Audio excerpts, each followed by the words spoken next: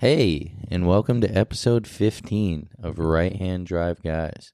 Today, we're going to talk about Up Garage and Autobox and our experience in Japan with each. I'm Bobby, this is Aaron. Yo. Let's get into it. So, when we were getting ready to go to Japan, one of the things that we wanted to do was hit up the infamous Up Garages and Autobox. Like I'm sure many of you who maybe are about to head there or want to head there have in their plans also. It was mainly an Aaron thing because he had known a lot about it and had wanted to do the traditional search through the parts, right? Yeah, why not, right? Yeah, it's When like in one of the Japan. fun things, to do. And so I didn't know a ton about it. I had obviously heard of Up Garage and Autobox, but wasn't really sure what the chances of finding anything were. And so I know, Aaron, you got a few little fun facts about these places that you can share with us just to give a little history of what Up Garage and Autobox actually is. Absolutely. We'll start with Autobox. Autobox, I've always saw their logo playing Gran Turismo because they sponsored a bunch of GT 500 cars and things of that sort. So I'd always seen the brand, never knew what it was for the longest, but then eventually found out it's a car parts store, right? And they're pretty big, like probably the size of an American Walmart. And they're just stacked completely full of any parts you would need for your car. And they also do services and things like that. Detail, like pretty much a one-stop shop for any of that stuff. They sell new wheels, like just a lot of different stuff that you could have done there. Like we almost had the GTR detailed there because it was like 3,000 yen for an interior and like 4,500 yen for an exterior. Yeah, pretty. And they pretty do decent. it on the spot. Yeah, and they also a couple locations actually sell cars too. Like the first location we stopped at, they had a full showroom with the S2000 and I think a 350Z. Just a few cars like that.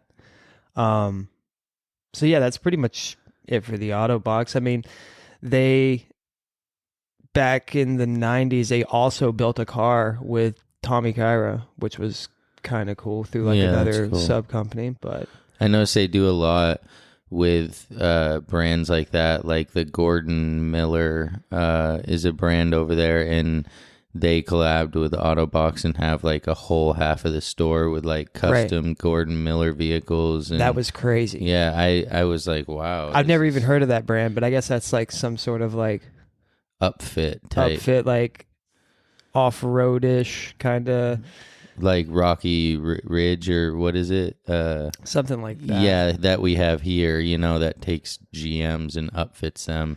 Right. Gordon Miller was kind of doing that to some of the K cars. Right. And, having like what is it called? Overlanding, I guess you would say. That's what they call it here. But yeah, that was cool to see, and just seeing all the, all the different brands all under one roof and all these brand new parts. So I mean, that's a little background on Autobox. Up Garage started in the late 90s, and they pretty much buy and sell used parts, and they're trying to keep the enthusiast, the enthusiast in it pretty much by buying and selling these parts for cheap. So they also sell new parts, and they have pretty much the most randomest things you would ever be able to find in Japan. But along with, some very common parts, like I think every single location, had a set of new things like defi gauges and like just random wheels or lug nuts and just random parts like that. So basically, this was on our itinerary. So we, our second week, we really started hitting them. We dropped off Amber at the airport, and we just literally right after that just started hitting the Up Garages. And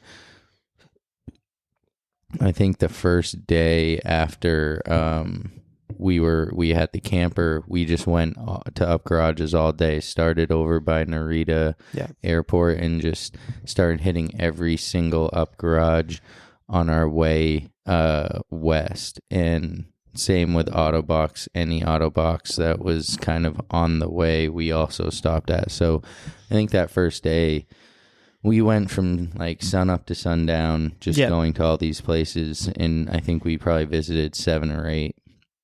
Right. And it was pretty wild, the variance of, parts that you would find in Up Garages. Like the first one we went to, it had, right off the rip, I saw like an S13 OEM aero bumper, which is pretty rare. Like a set of GTR headlights, just a few like random parts. I was like, oh, okay, cool. That's cool. Like, is this what it's going to be like? And then we'd go to another one and it was complete bust. Yeah, like nothing like that we would be interested in. So again, part of the background of us doing this was Aaron was thinking, like I'm sure a lot of you guys are thinking, that maybe he could find some parts, get an extra carry-on, bring some stuff back, right. Whatever. Like, I think that's what a lot of people think when they head over there. Let's look for these parts. Let's bring them back, And so, I mean, that's tough. That's tough because you might strike it rich and find something, and it might be a bust. And so, and it's also hard because if you're hitting 7 of these things and you find something decent at the first one, you're like, okay, wait, what could be at the next 6? Right. But then if the next 6 have nothing and you didn't grab the thing at the first one, like, it's really hit or miss. Yeah, like for instance, I was looking a lot at steering wheels because that's one of those things that's kind of universal. You'll be an easy sell back home, and if you could get it for a cheap deal, like why not, right? And one of the first, or I think it was the second one we stopped at, had a Nardi classic 360 millimeter wheel, a little beat up. It's probably around $150. Almost bought it, but I was like, $150 seems a little steep. It's a little worn out. Waited, and we literally went to the next one. They had pretty much the same exact wheel except newer condition, and for $50 cheaper. So I was like, why not? So I bought that for sure because that was $100. It's a mint wheel. You could easily either one, use it or sell it. Right. The flip. Right. Yeah. So that was kind of our game plan with those, with the Up Garages, because of the used parts, was, okay, what can we find that this guy can flip? But again, that proved to be very, very tough. But we did see a lot of cool stuff, just maybe not stuff that was worth it for you to flip. Like a bunch of the... Like the price wasn't there. Yeah, like the GTR... the R32 headlights, we saw those in 4 different Up Garages we went to. We even saw a set of N1 headlights at one of them, but wasn't a set. It was two right of them. I was like, damn. So, and then we saw some Supra headlights, and we saw the aftermarket MFD for the R34, and we saw some things. Some what else? Some JZX100 taillights, like just different stuff, but again, hard to take back in a suitcase without knowing that you got the flip waiting at home. Yeah. Same with like coilovers and stuff. They had, coilovers at every single one for popular chassis, for R chassis, S chassis. And, they even had like the optional Nismo stuff at a few of them. I was like, that's pretty cool, but like, could you sell that? I mean, for a profit on top of what they're asking? Not really. There's like, on most things, there's not much wiggle room on that price, even with the exchange rate being what it is. So that made things a little bit harder. And, plus you're not finding rare parts every single time you walk into one of these places. No, we walked in and walked out of many of them, like without seeing anything worth even really kind of like getting excited about. And with the Up Garage, it's like they have up garage wheels, up garage riders, Right. and then up garage. And so sometimes these would be like a 3-in-1. Sometimes it would be like a solo store. Right. It really just depended on which one we went to. Right. I think there was one in Nagoya, the whole downstairs and little section of the upstairs was all car parts. But then 90% of the upstairs was all motorcycle stuff, And bicycle. Yeah, it was wild, yeah, and like everything for motorcycles too, like fairings, wheels, engines, like everything. It was kind of crazy to have all that under one roof, and like just thinking of how you even inventory all that is just like. And price it. And price it. And yeah, there was like crazy things like S2000 hardtop. Like, right. Yeah, R32 GTR hood. Right. Like just things that you don't expect to be in this random up garage. Right. Yeah. Like who sold this? Yeah, literally. What did this come off of? Do they just like go through junkyards or like how do they? Right. I'm not sure on that. But yeah, so it was kind of one of those things with the up garages where we were hitting every one that we could. If we saw one, we were stopping at it. We arrived at multiples 10 minutes before close and just zoomed through there just in case, And then we saw and we didn't get a chance to stop into them, and we heard that they were somewhat comparable were the yellow hats. Yeah. That's maybe more of an auto box. Right. More new parts. New parts. But we didn't get a chance to stop at one of those. And then there was also iParts. Yeah, which was like, they looked like they built them at an old up garage location. Like, yeah, you could tell they were definitely biting off them because their building was yellow, just like the up garages. The way it was all the way it was all set up was like, these guys are definitely ripping off up garage. Like, what is going on here? And so we... one of our nights we get to hit the main up garage, which is like a beautiful building with awesome signage and like bright colors. Yeah, right in Tokyo. They had a parking garage with a food truck, and then they had their car sales division like right across the street. Right. That was a cool spot. Yeah. This is like, I think it's one of the newest ones. It's like the mega store. Yeah. And a lot of the YouTubers have covered that place. I've seen it in plenty of videos, and yeah, it was huge. I think it's 4 levels. Yeah, it was pretty wild. Yeah, and they definitely had a good selection of stuff in there. If it was what you were looking for, like for instance, a set of N1 turbos for an RB26. Cool. Like S15 turbos. That was the one that was the place that I saw the N1 R32 headlights. Yeah. So that was cool. And they also had a full section of like used tools, new and used tools. Yeah, that was cool. Yeah, it's crazy. I went and looked over there, and there was just stuff like I felt like it was from the 80s. Like some of it like plug-in like tools that like were just like super dated, but like I felt like probably you could find those in a lot of shops in Japan still, you know?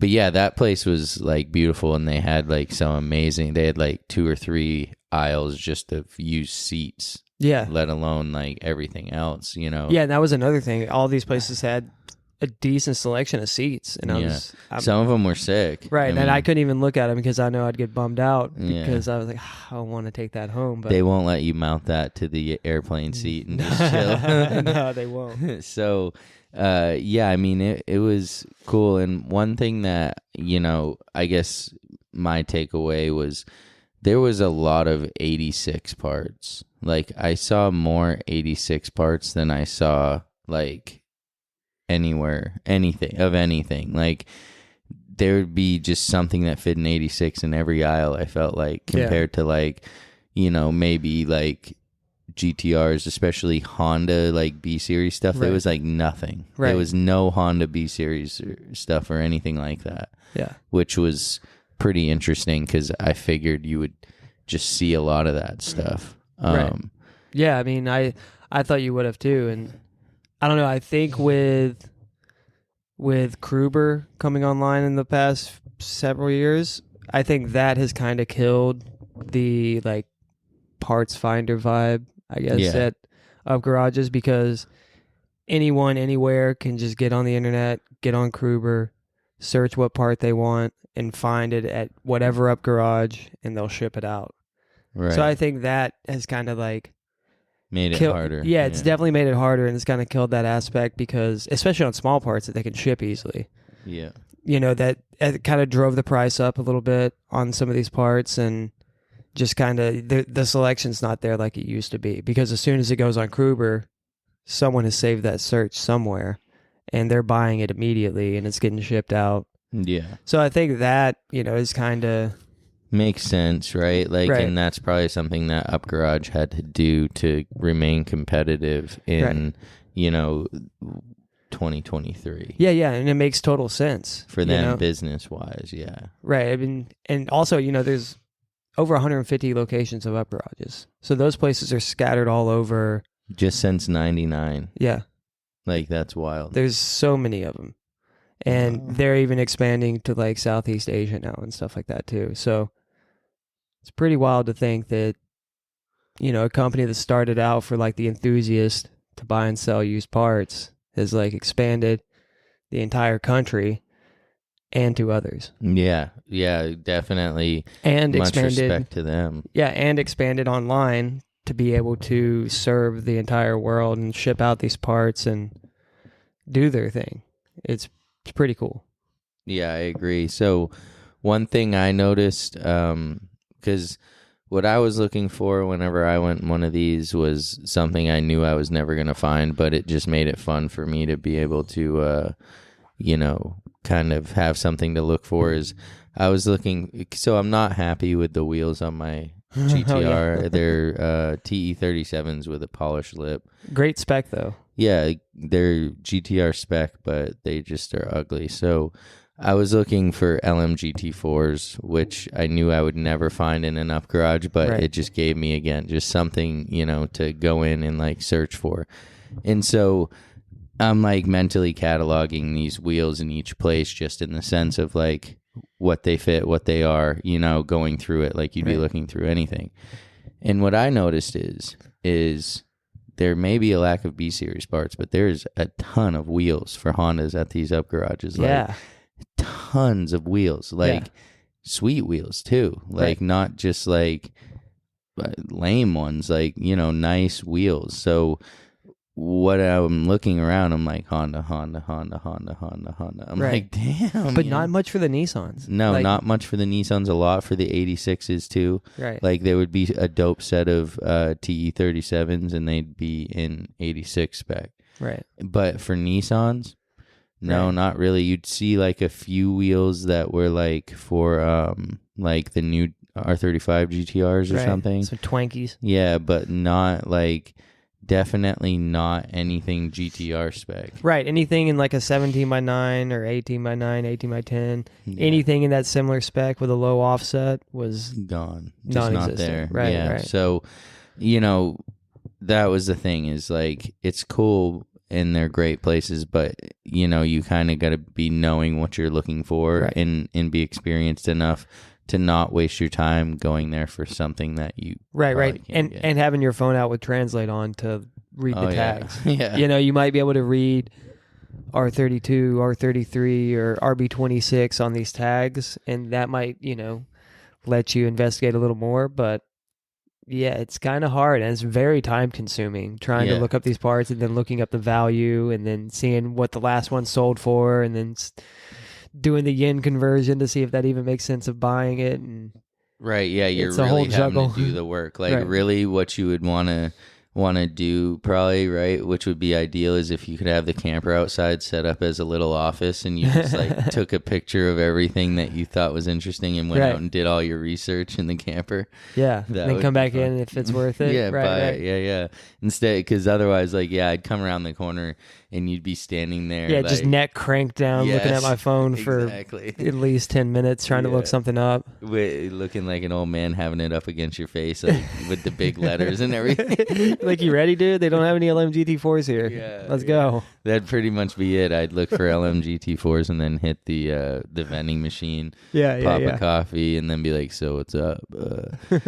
But yeah, I mean, Up Garage was cool. It was definitely like a good experience, a learning experience to say the least, because just being Americans with this idea in our heads that it was going to be just like, like we expected to walk in and have turbos lining the walls, LMGT4s as doormats. Like we were like, our expectations were a little high. Yeah. I will be honest there. Yeah. But so that's what you got to realize if you're headed there. Like, sure, dude, go have some fun, have a little scavenger hunt. But don't be expecting the world from these places. Right, don't, because there was you'll be upset. Another dude that was in there 10 minutes before you expecting the same thing. Right, and maybe he found something and you won't because he did. So, and we did notice like maybe some other people like scavenging for parts too. Yeah. Like you could kind of tell the ones that were in there. Yeah, they were white dudes. Yeah, kind of, yeah. I mean, it was definitely a thing. But so, yeah, that's like Up Garage pretty much. I mean, they sometimes will sell stuff from other brands. Like we went into one and they had a bunch of Moon Eye stuff. Yeah, that was pretty cool. Yeah, it was just like, they kind of collab with other brands and carry their things sometimes, which I thought was pretty cool. And they always have like the necessities. Like right now, Big Dog over here is waiting for a set of valve stems for his wheels. I should have picked them up while I was there. Yeah, because right now we can't go to a place and get legit valve stems. Right, especially up where we are. Like, yeah, and so, but in Japan, you walk into an Up Garage and they have 7 different brands of valve stems, including Rays, like right there, like ready to go. So, yeah, I mean, I wish we had something like that wasn't like a AutoZone or Advanced Auto Parts. Those definitely cater to just more, I don't know, basic. Right. Just more generic and yeah. So Autobox though, kind of switching gears here. Autobox is more of like a package parts store where like you're getting items that are brand new, but they have a large assortment. Like we went to probably 5 Autobox or so, and like the first one we went to was sweet. It was huge. Like had escalators for 4 stairs. Yeah. For a set of 4 stairs, they had a mini escalator. It was insane. I was like, dude, what is this? And like, I'm up and I'm down and I'm up. And it was just like, took 2 seconds. I'd never seen anything like that.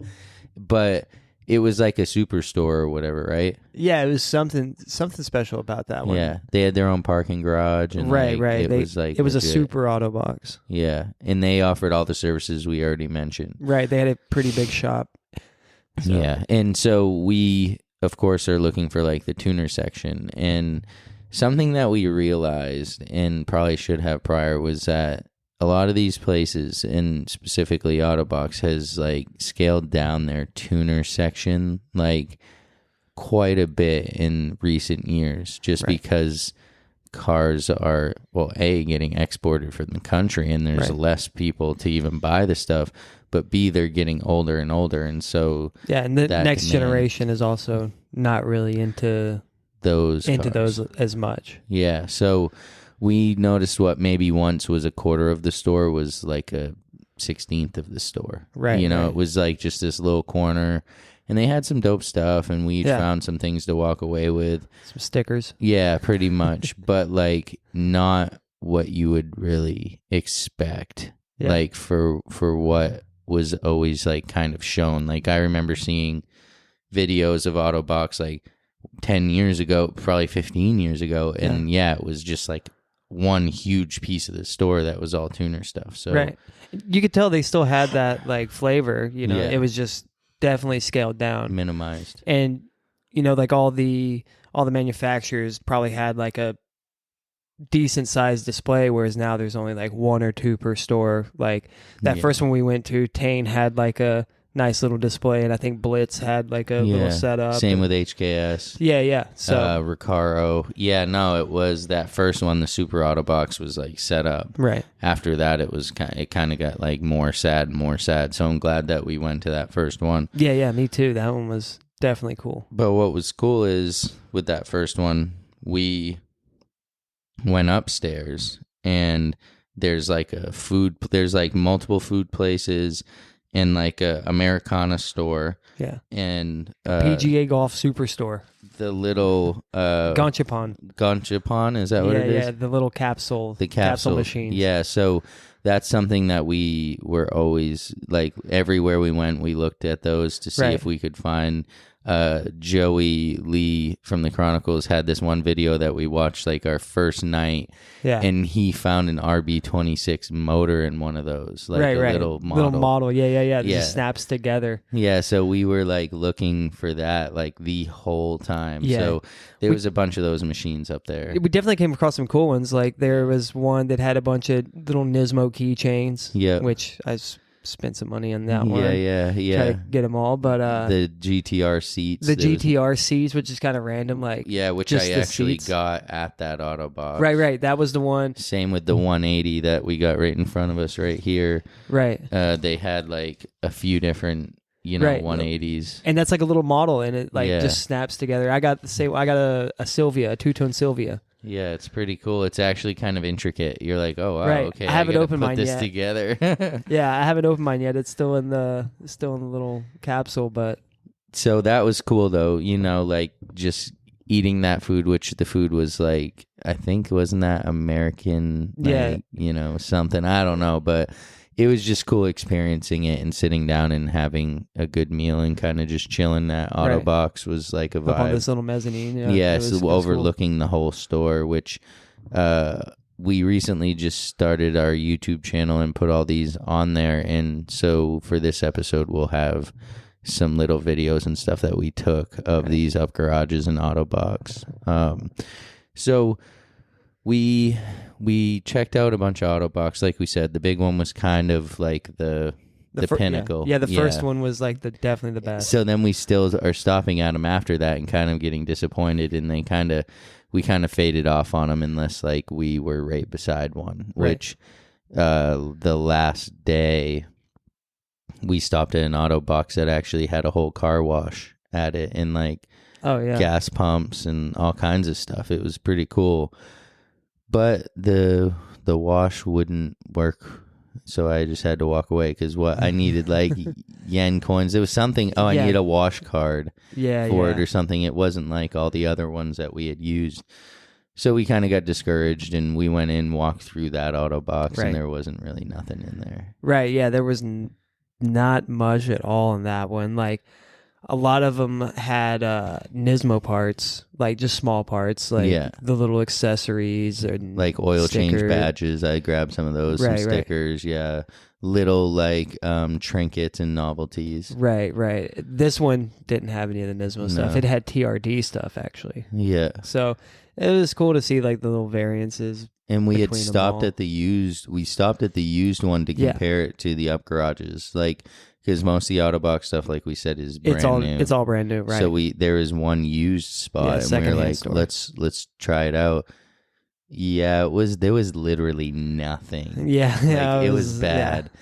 We were like, damn, no more of these. Like, this isn't gonna work. I think there was only a few of those, and it wasn't worth stopping in for. Yeah, you thought you might find something cool, but. Yeah, I can't remember one thing that I saw in there. So if you're looking to go to these places like we did, I'm sure we missed some stuff. I'm sure we left some stuff out of just this podcast period. Yeah. But my advice would be to stick to up garages and stick to the ones on the west side and further of Tokyo. That's where I felt like, beyond like the mega up garage. Right. I felt like once we got past like center Tokyo, we started seeing more parts Right. that were actually desirable. Right. Whereas like the ones closer to the east side seem like more picked over. Yeah. But stop at them anyways, because these things are always rotating, and you might be the guy that gets lucky and walks in right after a drop and finds that one piece that you're like Right. really looking for. Right. And yeah, I mean, don't go in there expecting the world, because you'll probably be disappointed. I mean, if you're patient and you have your eyes open, you're really looking, and you know what you want, you could definitely find something. Like I said, I walked away with a Nardi steering wheel and also found a set of Takata harnesses at a later store. So like, yeah, just keep your eyes open. Don't get discouraged, and definitely don't expect too much. Yeah, just make it fun. You're exploring a country, and you're taking in like the things that they consider to be like standard, and just enjoy it regardless of if you find that gem or not. You know, it could be your only time ever going there, so just take your time and check it out. Right, and have a plan if you do find that one thing that's a little bigger than your carry-on. yeah, have a plan, because you may really want to scoop that. Right. So that'll probably wrap it up for the Up Garage Autobox episode. If you have any questions about these places, feel free to hit us up. We'll definitely try to help you out. But otherwise, make sure you check us out on Instagram at RHDGUYS, and now on YouTube. Just type in Right Hand Drive Guys. But for now, I'm Bobby. This is Aaron. Yep. Take it easy. See ya.